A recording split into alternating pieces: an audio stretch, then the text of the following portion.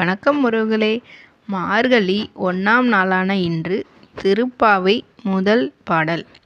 மார்கழி திங்கள் மதி நிறைந்த நன்னாளால் நீராடப் போதுவீர் போதுமினோ நேரிழையீர் சீர்மல்குமாய் பாடி செல்வச் சிறுமீர்காள் கூர்வேல் கொடுந்தொழிலன் நந்த கோபன் குமரன் ஏரார்ந்த கண்ணி யசோதை இளஞ்சிங்கம் கார்மேனி செங்கண் கதிர்மதியம் போல் முகத்தான் நாராயணனே நமக்கே பறை தருவான் பாரோர் புகழ் படிந்தேலோரெம்பாவாய்.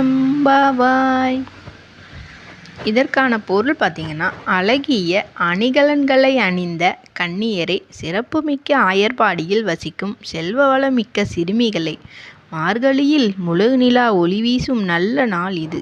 இன்று நாம் நீராடக் கிளம்புவோம்.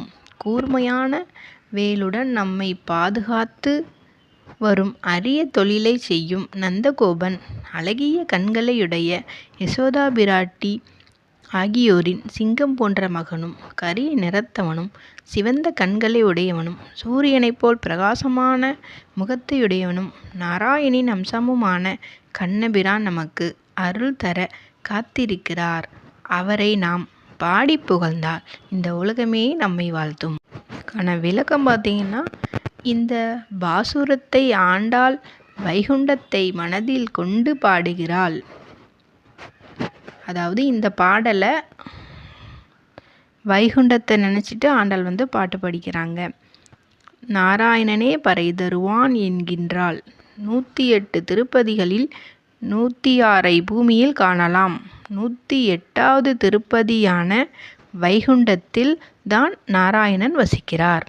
நாம் செய்யும் புண்ணியத்தை பொறுத்தே இந்த திருப்பதியை அடைய முடியும். இந்த பாடலை பக்தியுடன் படித்து தர்ம செயல்களை மட்டுமே செய்து வந்தால் நாமும் வைகுண்டத்தை அடைந்து பரமாத்மனுடன் கலந்து விடுவோம். அதான் இந்த பாட்டோட விளக்கம். நம்ம திருப்பதிக்கு போகணுன்னா நம்ம நினச்சா முடியாது. கடவுள் நினச்சா மட்டும்தான் நம்மளால் திருப்பதிக்கு போக முடியும்.